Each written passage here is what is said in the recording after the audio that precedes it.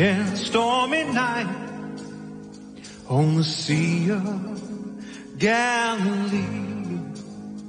The disciples were so fearful from the raging of the sea, when along those rushing waters in the blackness of the night walked the blessed Lord of glory, walked the Master and the Christ. And on the road of Jericho sat a blind man one day, for he heard that my Savior, he was passing by that way. Oh Lord, thou Son of David, have mercy.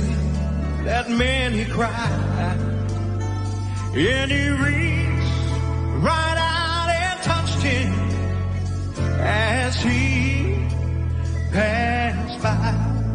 So reach out and touch the Lord as he goes by.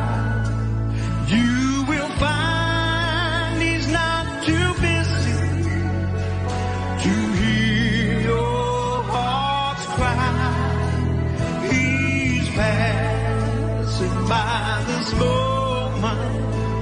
Your need to supply, my Lord. Reach out and touch the Lord as he goes by.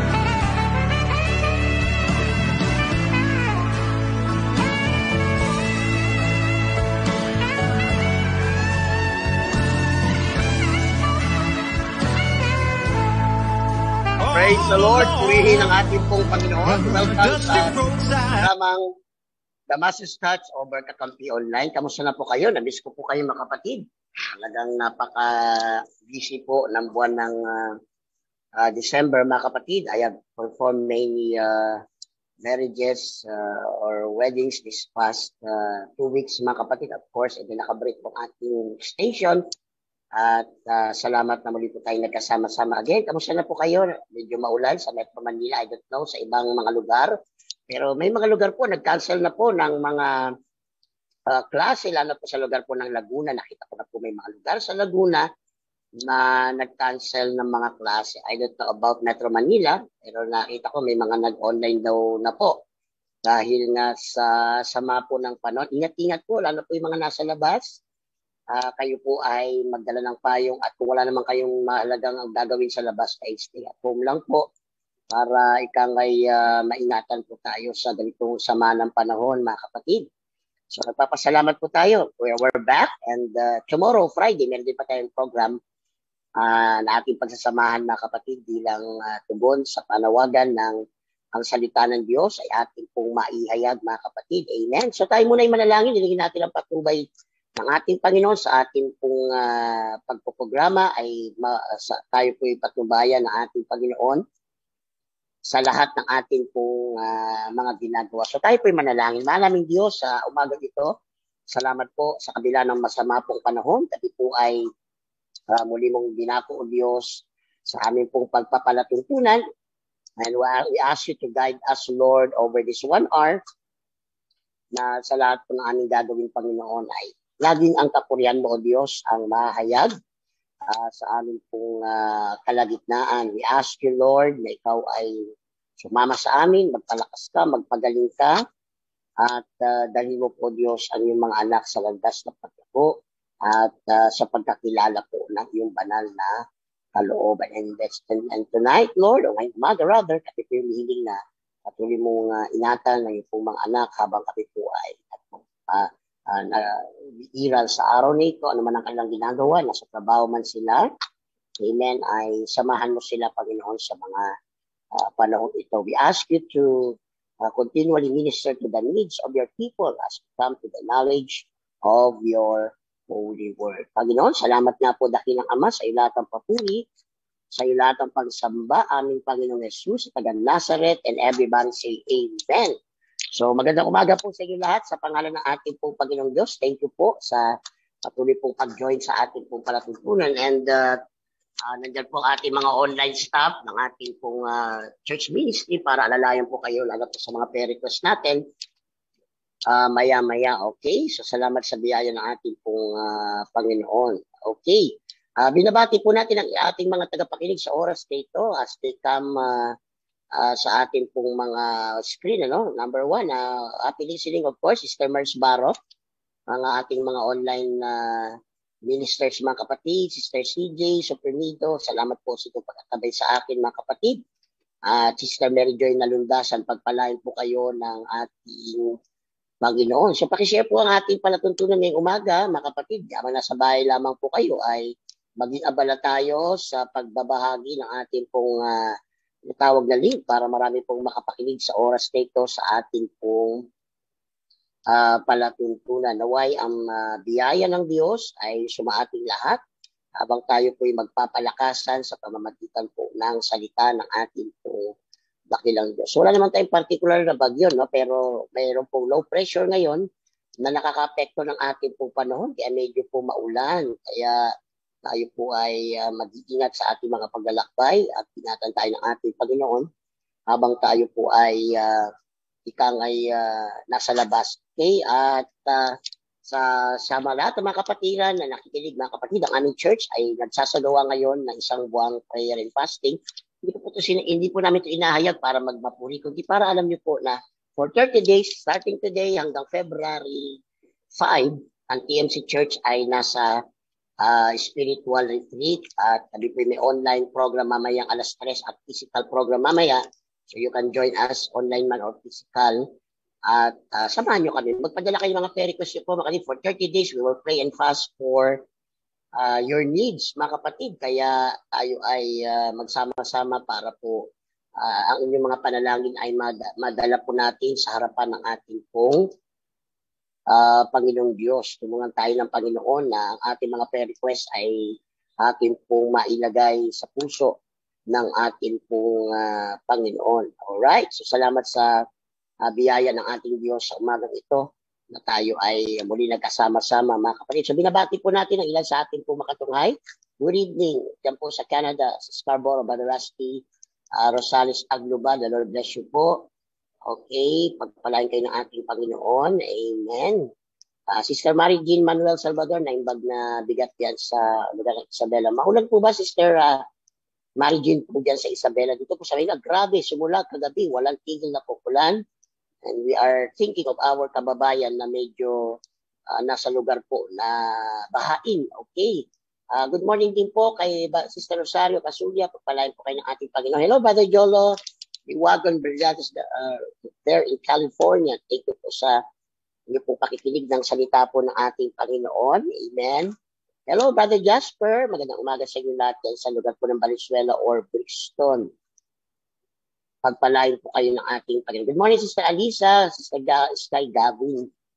Kayo po ay may mga problema sa mga baradong mga tubo o sa mga usaping sewerage, ay kontakin niyo po si Sister Alisa or Sky Gavin at magaling po ang kanilang mga staff.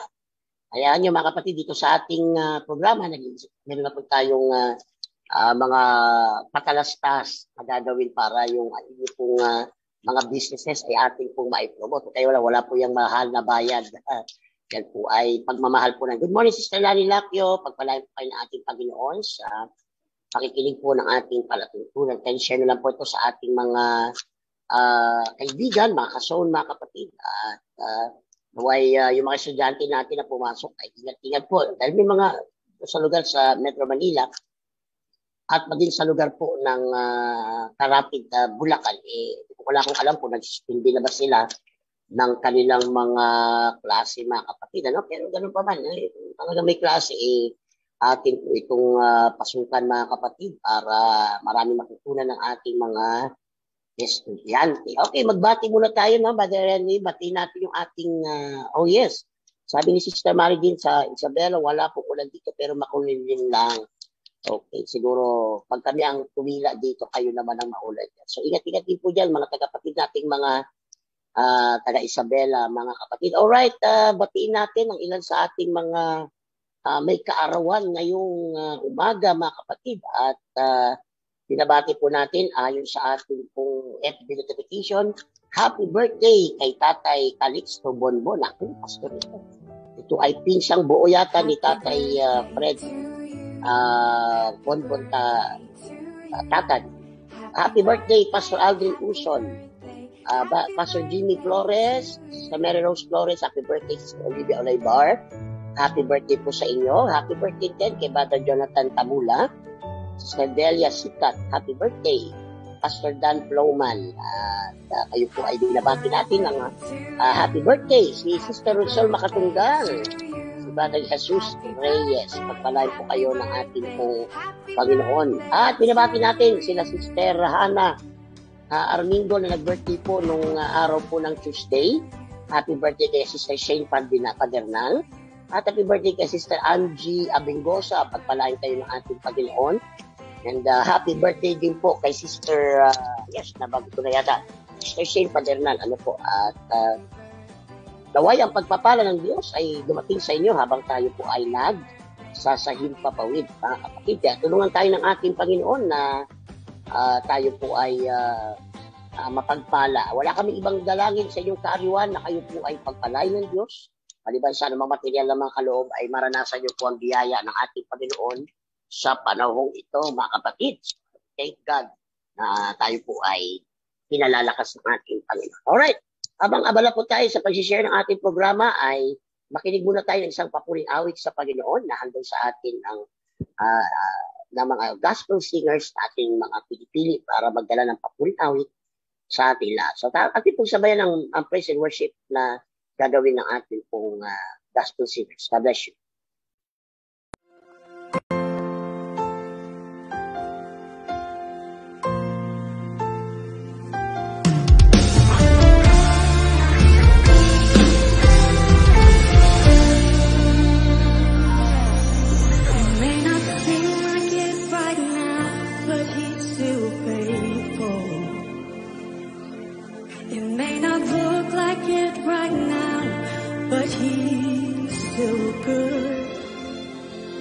It may not seem like victory, but oh, just wait and see what he's gonna do.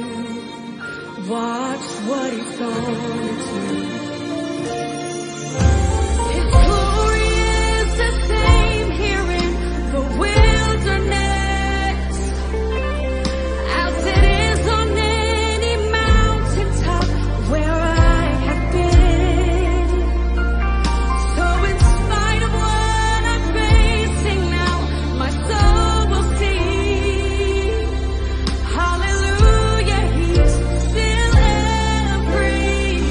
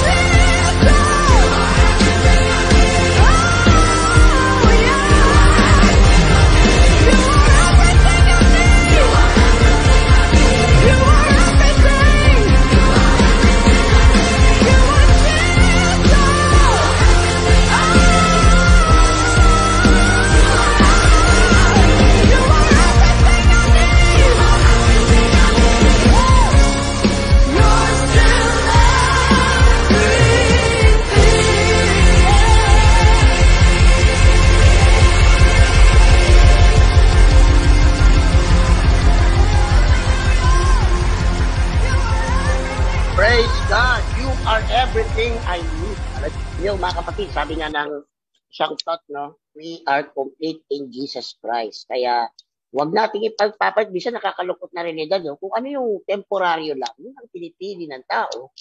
Pero kung ano yung pangmatagalan, yun ang kanilang hindi tinatanggap. Good morning, Sister Rosa Busa. Pakishare na lang po itong ating palatuntunan sa lahat ng mga kaibigan at kapatiran. Sister Asanet, good morning. Anong balita? Sister Asanet, may pasok kayo? Wala pa akong nakikitang sa FB ko na mga taga-Caloocan na pinauwi. Ano bang balita? Meron na bang cancellation ng classes? Lalo pa yung pang second shift. So good morning. So paki-confirm para may announce natin kung sakasakali. Lalo po dito sa Karatig Caloocan natin, mga kapatid. Ano? Okay, happy listening, mga kapatid. Salamat kay Sister Julie. Julie Anserano, happy birthday sa iyo, anak. Nakita ko po. Medyo busy si Pastor nung nakaraang araw, dahil ang araw ako nagkakasal. Pero nakita ko pa rin na ikaw ay nag-birthday ng iyong kaarawan. So happy birthday, anak. Magpalain kayo ng Panginoong Diyos dyan sa lugar po ng Lawak, Pangasinan. Okay, salamat po sa Panginoon. Okay, sabi ni Teacher Ashley, opo, meron. Wala daw kasi ulan sa atin. Ha? Wala daw ulan dito sa Caloocan? Ano ba ito nakikita ko sa aking monitor sa labas? Hindi ba ulan ito? Okay, hayaan nyo na. Basta pag binangyari, sagutin nila tayo, mga kapatid. Alright, so happy birthday po again. Salamat po sa informasyon. Praise the Lord. Okay, salamat po sa ating pong mga nag-share ng ating pong palatutod. Okay, akin lang po muna. Nakita ko rin Sister Hannah Armingol. Again, Sister Hannah, happy birthday. Salamat, binusog mo kami kagabi. Bago tayo nagsimula ng fasting today. Again, pinapaalam po namin ang TMC Church ay nasa isang buwang ayuno simula ngayon hanggang sa darating na February, February 5. Okay? Good morning po, Tatay Nicolas Concha from Canada. Pagpalain kayo ng ating Panginoon sa ating pong pakikinig. Sister Maria Juana, good morning. At si Sister Ruby Sarte, good morning po kayo dyan po sa lugar po ng Evergreen. Pagpalain po kayo ng ating payo. Salamat po. Umabot po tayo sa ating sa ating online listeners, mga kapatid, or viewers, ang ating 30 plus. So tayo po hindi na magtatagal, mga kapatid. Darako po tayo sa salita po ng ating pong Panginoon, mga kapatid, upang marami po tayong maibahagi sa inyong salita ng ating pong dakilang Diyos sa lahat po ng ating pong tagapakinig. Siya nga pala, kung kayo po ay may mga prayer request, pakipost lang po ito sa ating comment box para ito po ay may pag-pray natin sa bandang dulo po ng ating pong palatuntunan. At mag-antabay po kayo ngayong taon natin sasagawa ang mga dakilang pagbabago to elevate our tinatawag na ating pong program, okay? So meron po tayong mga portion na mga Bible trivia at meron din tayong tinatawag na mga pa-contest. Yan po yung ginagawa po natin para maraming ma-excite magbasa ng Bible. At the same time, meron din po tayong mga ilang mga mahalagang segment na i-introduce. Balita sa Biblia. Yan. Ibig sabihin, ano ba yung Gospel of the Day or Word for the Day na pwede po nating pag-aralan. Ayan niyo po, as the Lord blesses us, magdadagdag tayo ng programa para po hindi po man makita lahat ng isang araw. Kaya pinili ko 2 araw ang programa sa kakampi, isang Wednesday at isang Friday. Salamat naman lagi may bakante tuwing Thursday dahil ito po yung pagkakataon natin para kita nga po makapaglingkod sa ating pong mga kababayan, mga kapatid. At tulungan tayo ng ating pong dakilang Diyos na ika nga po magamit din po tayo, hindi lamang po sa spiritual program, kundi sa pagkakawang gawa o what we call public service, mga kapatid. Alright, so wala pagkatagal. Tayo po darako sa salita ng Diyos. I'd share this message sa ating pong 2 devotion kanina at isa ko po makinabang din po ang ating pong ibang tagapakinig patungkol po sa kahalaga. So we are on the 5th day, if I'm not mistaken, February 5th na po tayo ngayong araw at tayo ay ika nga po naghahanda another 30 plus days na magamit po natin ito ng magandang, maayos, mga kapatid, sa kapurihan ng ating pong dakilang Diyos. Alright, kung may mga Biblia po tayo, mga kapatid, dito po sa aklat ng James chapter 4. As po basahin po itong James chapter 4, mga kapatid, verse 13 to 17. Ganito po ang mababasa nating bahagi ng salita ng ating pong Panginoon. James chapter 4, verse 13 up to 17. Sabi ng 13, magsiparito ngayon, kayong nagsisipagsabi. Ngayon o bukas ay magsisiparoon kami sa gayong bayan at titira kami doong 1 taon at mangangalakal at magtutubo. Kayo ngang hindi na nakakaalam na mangyayari bukas, ano ang inyong buhay? Kayo nga'y isang sinaw na sa sandaling panahon ay lumilitaw at pagdakay napapawi. Sapagkat ang dapat ninyong sabihin ay kung loloobin ng Panginoon, o sa Bisaya, puhon. Okay, puhon, ang term ng God's will, puhon, loobin ng Diyos. Ay mga bubuhay kami at gagawin namin ito o yaon. Karapwat ngayon ay nagmamapuri kayo sa inyong mga pagpapalalo. Ang lahat ng ganitong pagmamapuri ay masama.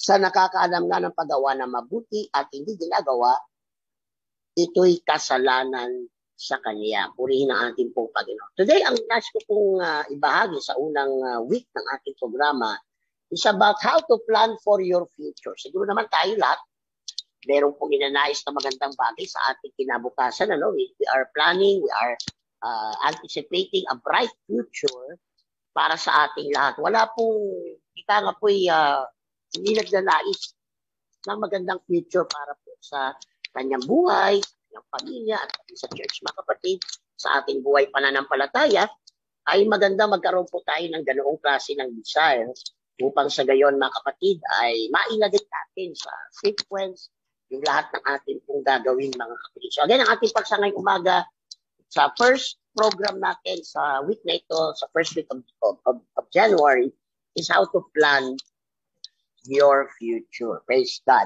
Ano yun, mga kapatid, minsan sa ating buhay ay nakagagawa tayo ng mga malalaking desisyon sa ating buhay na minsan ay hindi po natin sinasangguni. Kung ka nga po inaalam kung ito po ba ay kalooban ng ating Panginoon. Naaalala ko kapag ako ay kami nagtuturo ng FTS sa program ng gobyerno for peace. Tinatanong ko lang naman, sabi ko, sige, walang mag-aaway at tanong lang naman kung sakasakali po ba na kayo ay babalik sa panahon, unang panahon, napipili kayo na mapapakasawa ka ako. Yung po bang napakasawa nyo ngayon ay siya pa rin pipiliin nun. Natutuwa ako, 80% ng akin po tinanong ay hindi na raw po, hindi na, alam ko lamang, nasenggo pala itong lalaki ito. Kung alam ko lang, ito pala ay adik. Kung alam ko lang pala na ito po ay nananakit, ito pa ay alam ko na tamad, ay hindi ko natupili. Ang gwapo-gwapo kasi yung kabataan niya. Mata pa lang niya ay talaga namang nabibighani na ako. Kaya kayo ingat kayo sa mga gwapo at magaganda. Ha? Pero salamat kung maganda na at gwapo, mabait pa. Praise God. Pero alam niyo, totoong mabait, yung may takot sa Panginoon, yung totoong mabait ay yung may pagkilala sa ating pong Panginoon. Huwag po tayong mga kapatid, mga kababayan, na gawin ang mga bagay na dahil alam na natin, napag-aralan na natin, okay naman yun. Pero mas maganda pa rin naroon ang pagpapala o yung basbas ng ating dakilang Diyos. Maganda po, sa simula pa lamang ng week na ito, tama na po ang ating pagsisimula. Tama na po ang ating paglapit sa ating pong dakilang Diyos. Kaya mahalaga sa ating buhay Kristiyano na tayo po ay magpakita ng nararapat na paglapit sa ating pong Panginoong Diyos. Kaya nga, mga kapatid, huwag tayong gagawa ng anumakbang na sa ating sarili lamang kaisipan o sa ating sariling mga kagalingan. Maging ito man ay trabaho na gusto nyo piliin, choice ng career, ito man ay pagpapasok sa pag-asawa, yung single pa po kayo, gusto nyo na po mag-asawa, you really need to be careful. At din po yung pag-handle ng finances natin, paano ba natin i-invest. Ano yun, maganda po yung ating finances ay ininegosyo natin kasi kung bangko lang, medyo maliit lang po. Kano ba ang bangko? 4%? Mga kapatid, so medyo maliit, ano? So yan ay lalagay nyo lang sa bangko, yan po itutubo, mga kapatid, per annum. Pero kung yan iilagak natin sa negosyo, ay gaganda. Kaya lang, maging marunong ka din sa negosyo. Dahil may mga negosyo na hindi po bagay sa isang lugar. Kaya you really need to pray for God's guidance bago mo gagawin ang mga bagay nito. Halimbawa, tungkol po sa inyong kalusugan. Sabi ko nga, pag tumatanda na tayo, noong unang panahon, ang ating pinag-uusapan, pabango, papaganda, papagwapo. Pero ngayong 40 plus na, ang karamihan pinag-uusapan natin, ano ang maintenance mo. Nagtatawanan niya kami, pag nagkakasama kami ng mga kapatid ng kaidaran ko. Kasi noong unang panahon, pag birthday yung kabataan mo, dala mo baby kulog, papango, papaganda. Ngayon, ang laman ng bag ko, white flower, oil, omega painkiller, mga pangpaalis ng mga aray at agoy. So bakit? Kasi kailangan po yun, tumatanda na talaga tayo. Okay? So kailangan natin pinagpaplanuhan yung sa buhay ng ating pamilya, ano ang future ng ating church. Ako po, may plano na po ako sa church. If ever ako po ay dumating sa panahon na medyo may edad na ako, na kailangan ko na i-turn over ng church, isang bagong pastor nila na aking i-train, mga kapatid, ngayon pa lang. Mga kapatid, kung meron man tayong dapat ipag-pray, meron tayong dapat na bibigyan po ng pansin, and that is our future. Isa lang ang future na atin po nga harapin. Sabi nga, we cannot change. Hindi na po natin mababago kung ano nangyari sa 2022. It has already happened. Pero kung ano man ang mangyayari ngayon sa 2023, you can change it by starting today. Sabi nga, start right to end right. But start wrong, you start wrong, end wrong. Kaya mga kapatid, mahalaga po na sa ating buhay ay pasisimulan po natin na maaga at ang maayos ang ating po pasimula. Okay, sa Proverbs chapter 28 verse 26 ay ganito po ang ating mababasa. Proverbs, mga kapatid, 28 hanggang 26, ganito po ang mababasa natin bahagi ng salita. Proverbs chapter 28 verse 26, ganito po ang sabi ng banal na kasulatan. 28-26, siyang tumitiwala sa kanyang sariling puso ay mangmang, ngunit ang lumakad na may kapantasan ay maliligtas. Sinasabi rito ng salita ng Diyos, huwag tayong magtiwala sa ating sariling kakayanan. Siguro nga, matalino tayo, train tayo, naaral natin, pero iba pa rin talaga yung magtiwala sa Diyos. Sapagkat only God, siya lang ang may kakayanang makita ang future natin. Tayo, magsisimula pa lang tayo, umiiral pa lang ang 24 oras. Pero ang Panginoon, nauna na sa 24 hours kaya nakita na ng Diyos kung sa lakad mo may maganda bang mangyayari, sa pag-a-apply mo, matatanggap ka, o sa iyong daanan may mangyayaring hindi maganda. Kaya tayo dapat nag-pray. Every morning when we wake up, we already pray for God's direction, God's, ika nga mga kapatid ko, yung pangunguna ng Panginoon. Upang sa gayon, kung mayroong ma-aksidente sa unahan, papawiin na po ng Panginoon. Kung may magawa ng kaaway na nasa ating unahan, ay ilalayo na tayo doon ng ating Panginoon Diyos. Kaya mahalaga po sa atin na magtiwala tayo sa Panginoon at hindi lamang sa ating kakayanan. Tingnan nyo nga yung mga taong gwardiya sarado na ay na may nangyayari pang masama. O di ba yung mga building na gwardiya sarado, mayroon pang mga CCTV at mga mahuhusay na alarm. Burglar alarm system, napapasok pa na magnanakaw. Kaya, Diyos lang talaga ang pwedeng pagkatiwalaan ng ating future, pagkatiwalaan ng ating buhay. Kaya ang mahalaga po sa ating buhay na ating pong pag-aralan na sumangguni sa Diyos, ipagkatiwala sa Panginoon. Siguro sa sinasabi ng ating kababayan, talaga ba kailangan ba talaga? Yes, siguro nga kaya mong magplano sa iyong sarili, kaya mong gamitin ang principle ng SWOT. Ano ba yung SWOT? Mga kapatid, di ba? Yung specific, di ba? Bilang SWOT, ano ko yung SW, pero ibig sabihin po, dapat, smart na lang, smart, di ba? Ano yung smart, mga kapatid, pagdating po sa pagpaplano, di ba? Kailangan systematic, manageable, di ba? Applicable. O, di ba? Relative, timetable. Yan yung mga ibig sabihin ng smart pagdating sa plano.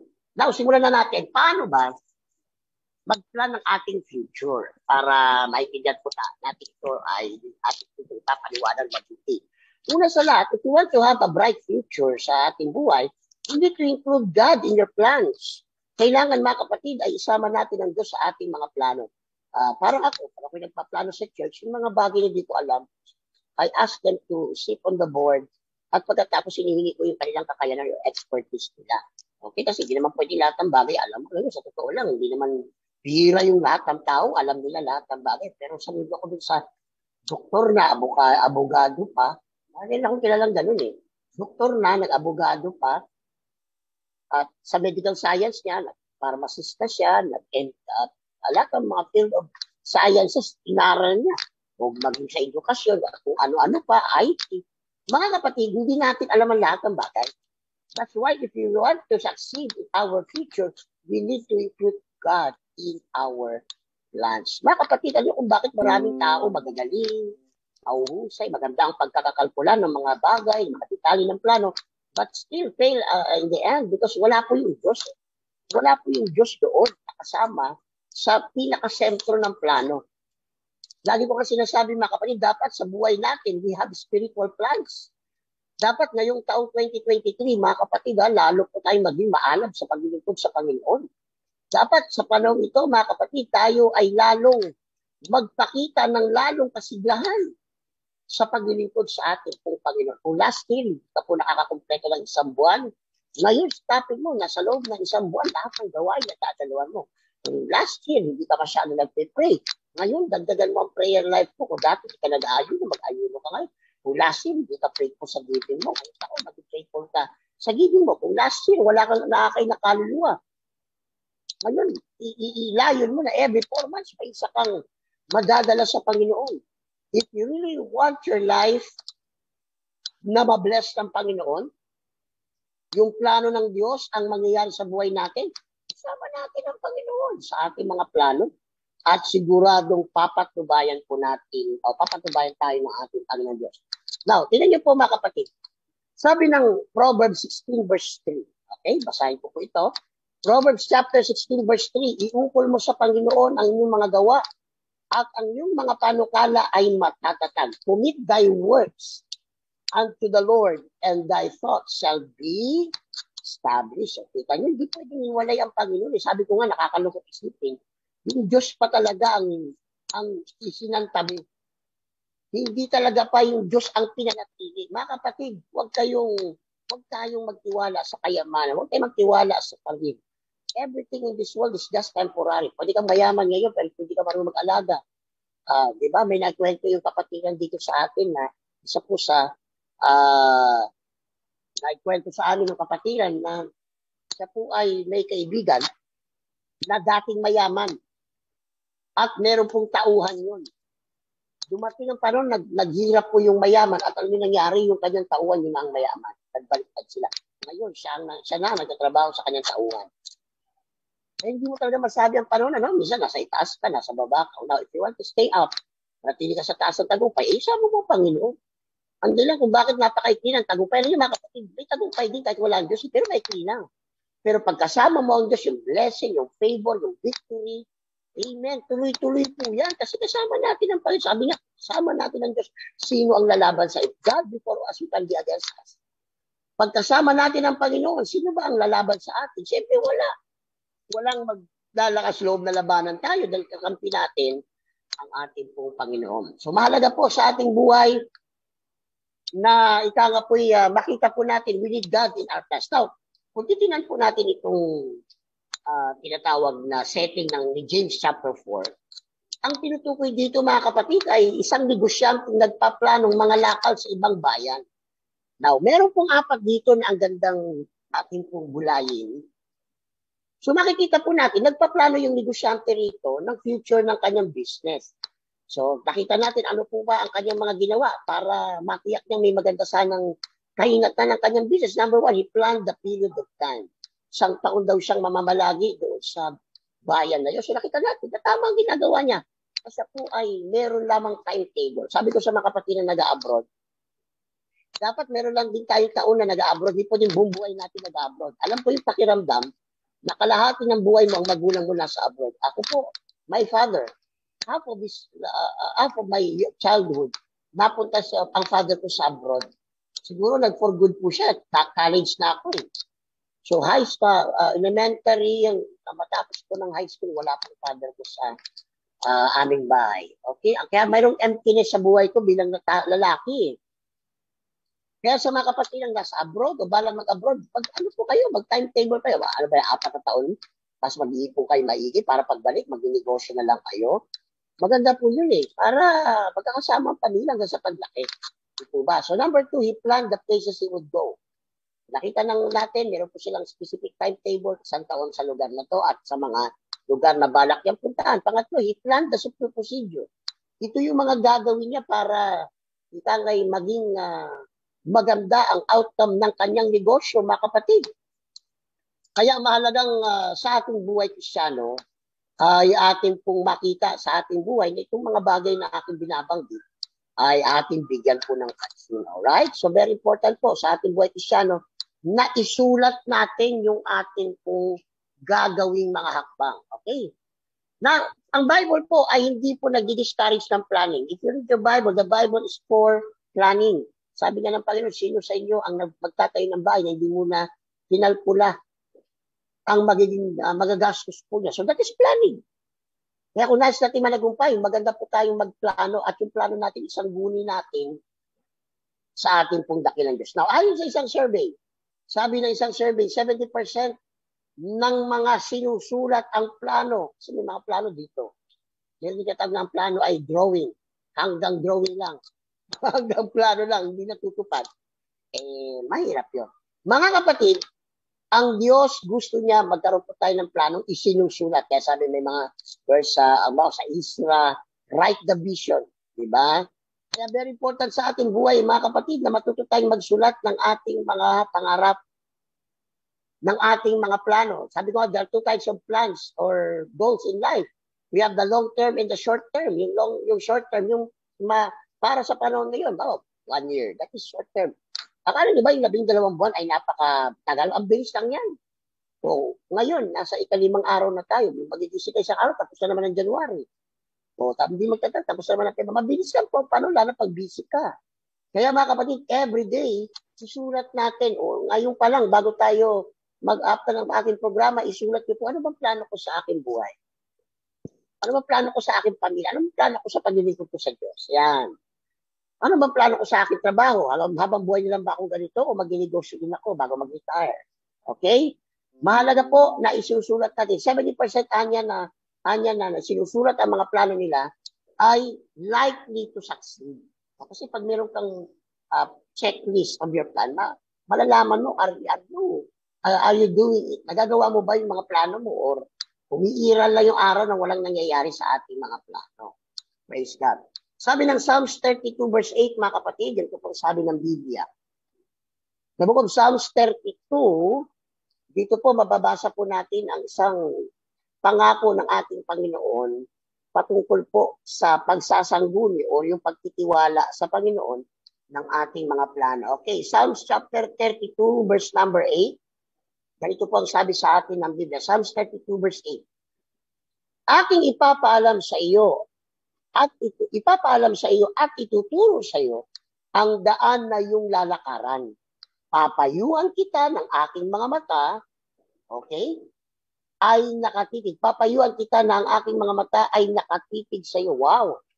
Not only nangako ang Diyos, papatubay ang kanya, ikaw ay papayuan. Yung mata niya nakatitig sa iyo para matiyak ng Panginoon na nangyayari. Sumusunod ka. Sa Biblia, lahat ng hindi sumusunod ng payo, napapahamak eh. Pero yung nakikinig sa payo, sumusunod sa mga tagubilin ng Diyos, ng mga nakatatanda, ng magulang lalo na, o ng mga lingkod ng Panginoon, nananagumpay sila mga kapatid. Kaya nga, i-overcome natin yung pakiramdam na alam mo na lahat ng bagay.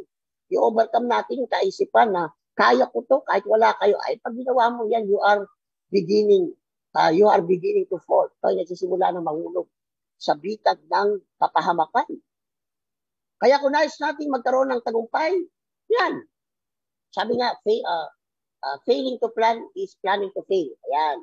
Sabi ng isang kasabihan pag hindi ka kanya nagpaplano, tayo nagpaplano madigo. Tayo nagpaplano hindi ka nagumpay.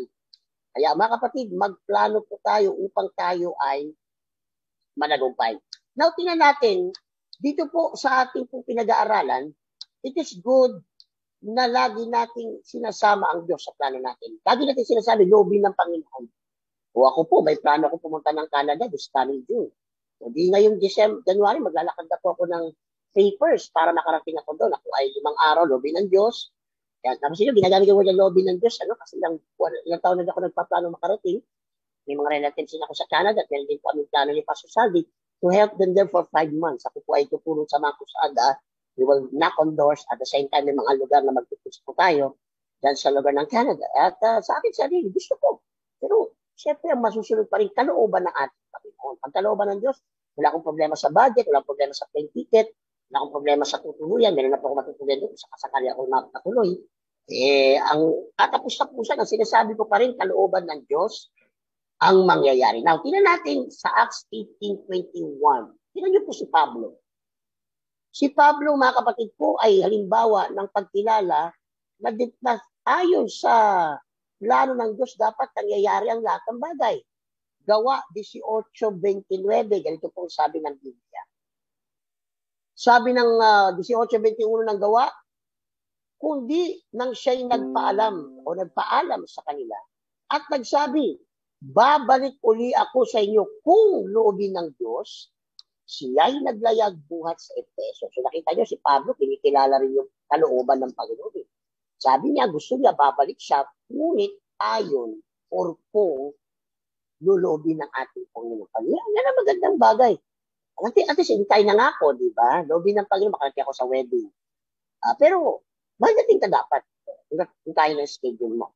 So, may mga wedding, may mga pagnininong ako di nakarating dahil ang daming wedding. Nagkasal ako, 2 sunod na puro araw-araw ang wedding. Di ba? So, di ba, may utang ako, Brother CJ at Lita. Okay, mag-alala, magkakaroon tayo ng date para makasama nyo si Ninong at saka si Nina. Okay? Praise God. Sa 1 Corinthians chapter 4:19 din, mababasa rin natin na si Pablo ay nagbibigay pahalaga sa kalooban ng ating Panginoon. Diba? 1 Corinthians chapter 4 verse 19. Sabi po sa atin ang salita ng Panginoon, ngunit ako'y paririyan agad sa inyo kung loloobin ng Panginoon at aking aalamin, hindi ang salita ng nagpapalalo, kundi ang kapangyarihan. O diba? Si Pablo na to Pero lahat ng kanyang ginagawa ay kanyang dinidepende ayon sa kalooban. Kung loloobin, makakarating. Alam niyo bakit mas magandang sabihin? Kasi at least, alam mong kausap mo na hindi mo ipipilit pag hindi. Pag kalooban, mangyayari po ang plano ng ating Panginoon kasi tayo mag-effort, mga kapatid. Kaya mahalaga sa ating buhay, na sa ating buhay, tayo po, pinapayagan natin yung kalooban ng Diyos. Kaya, lagi natin ipag-pray sa araw-araw, maganda po na we pray for God's will. Ang Diyos po, sabi ko nga, tayo magsisimula pa lang ng araw. Pero ang Panginoon, nasa unahan na eh. Yan, ang prayer natin dapat araw-araw pagkagising, Lord, nilakad ako, makasok ko sa work, makasok ko sa school, may mga pupuntahan ako. Pwede ba, Lord? Mauna ka sa unahan.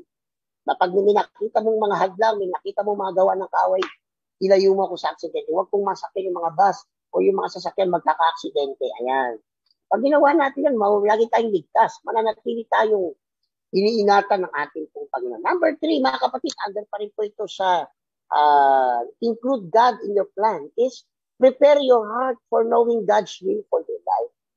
Sa mga nakikinig, mananampalataya at mga taga-sulit, do you already know the will of God for your life?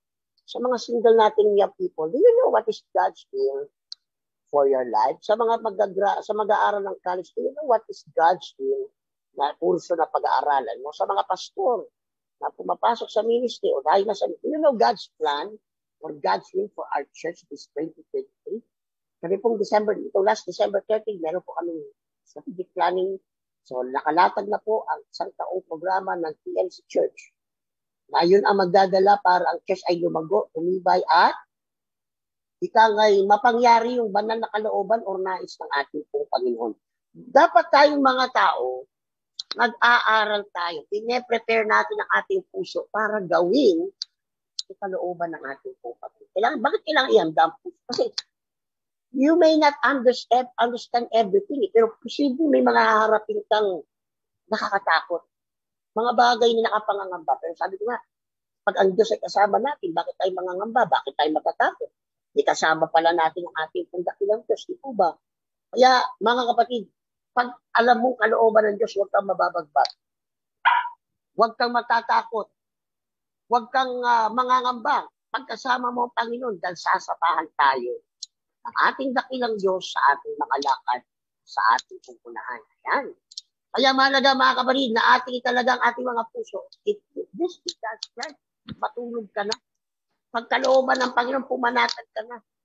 Mga kapatid, bakit? Pagkalooban ng Diyos, walang makapipigil. Mangyayari po yan mga kapatid. Now, isang oras, already 12:52. Ano pa po ang kailangan nating gawin mga kapatid, bakit kailangan nating magplano? So we are talking about how to plan for the future. Is beware of presumption.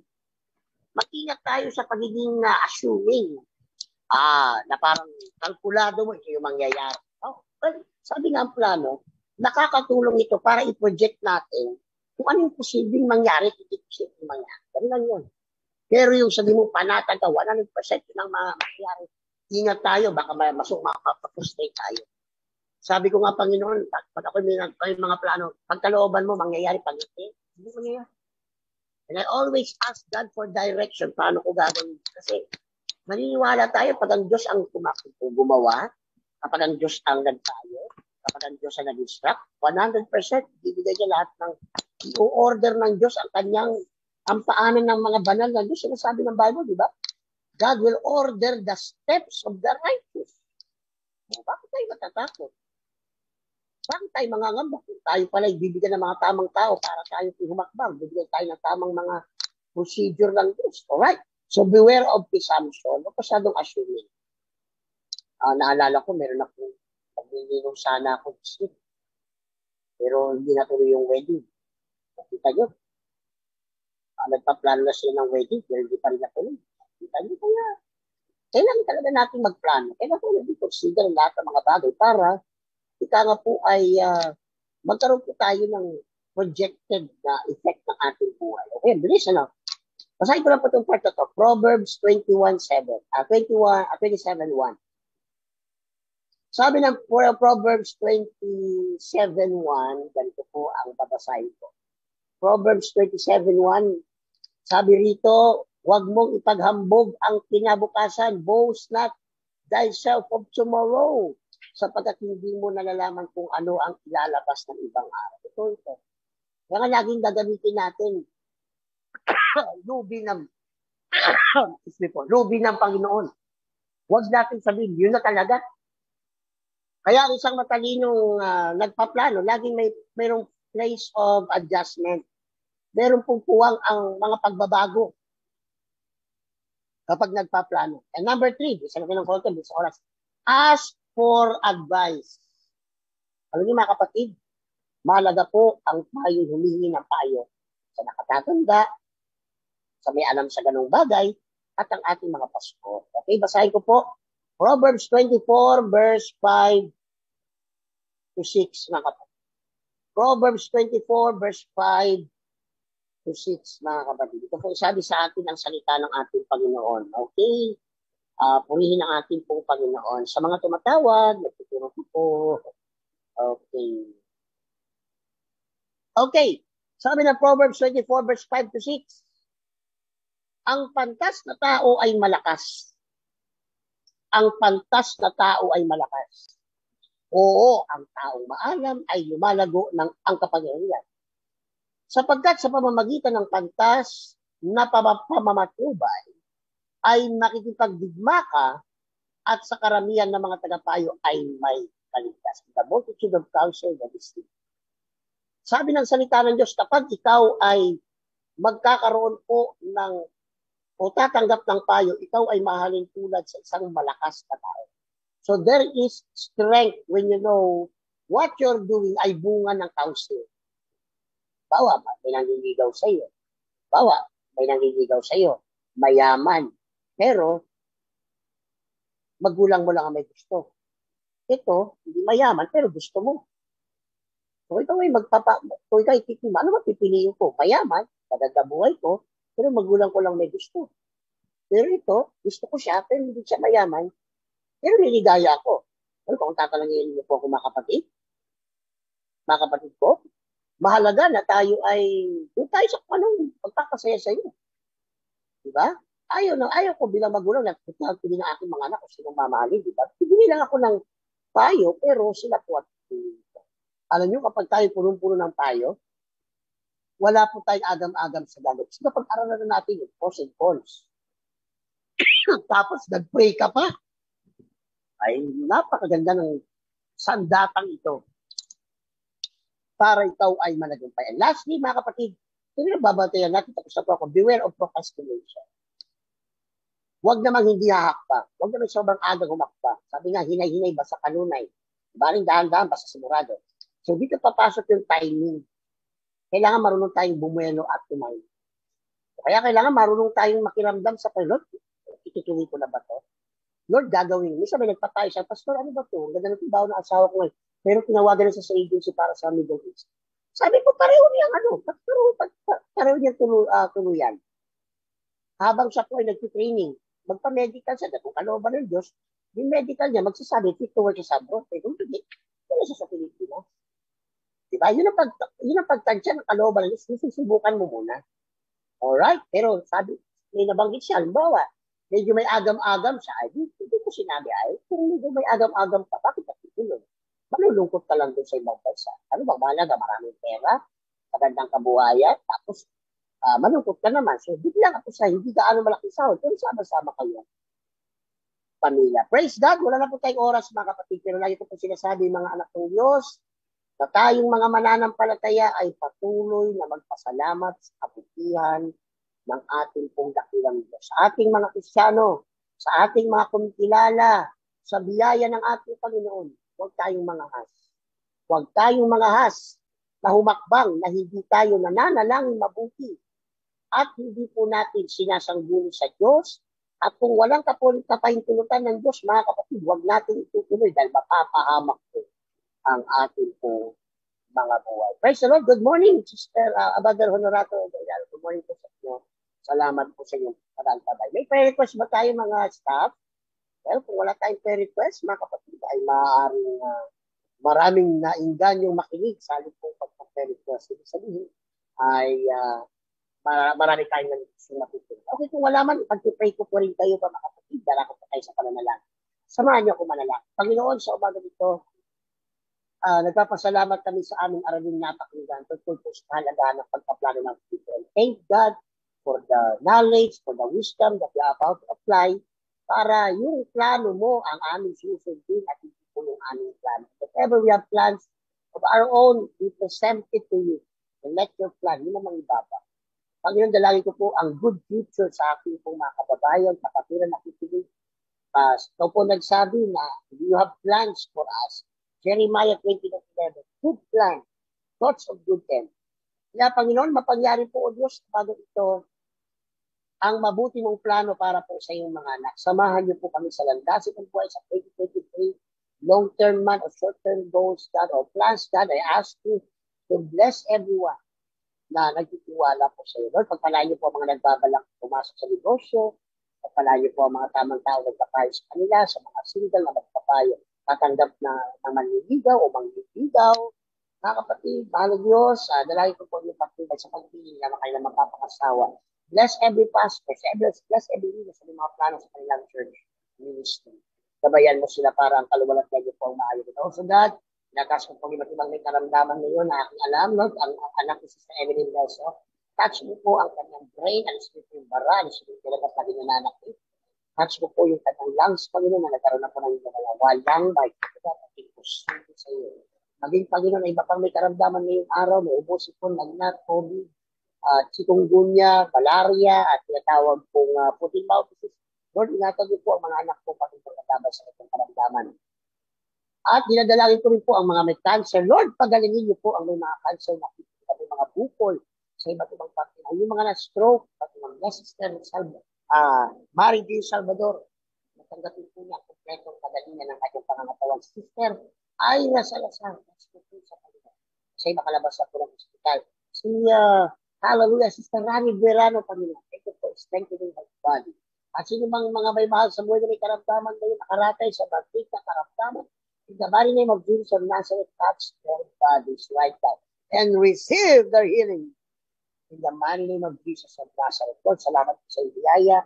Kaway na pagpala po ang aming mga kapakinig na sa oras nito, magsisimula sila magplano, isusulat nila ang kanilang goals sa kanilang plano, and we present it to you, God, to bless them.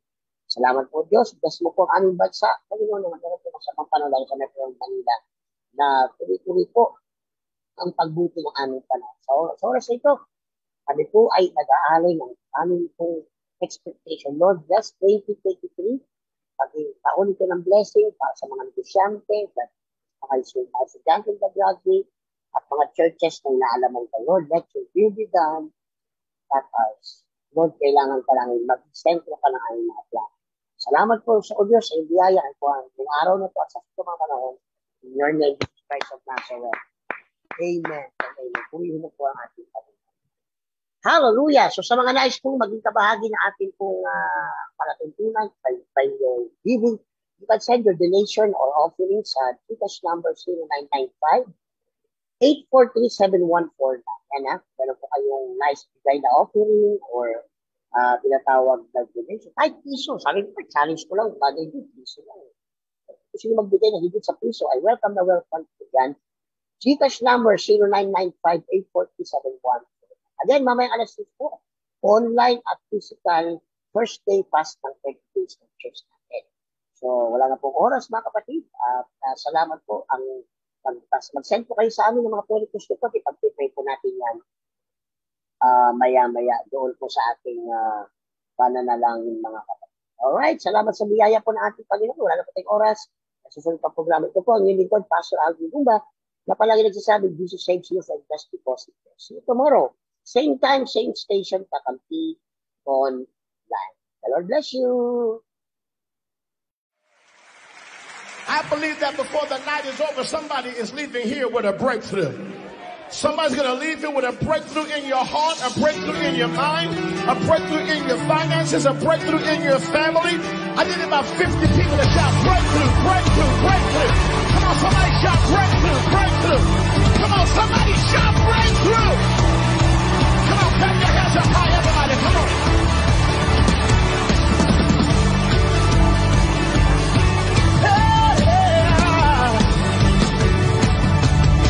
You are the undefeated one, my life and my salvation. When the wicked, my enemies and my foes came upon me to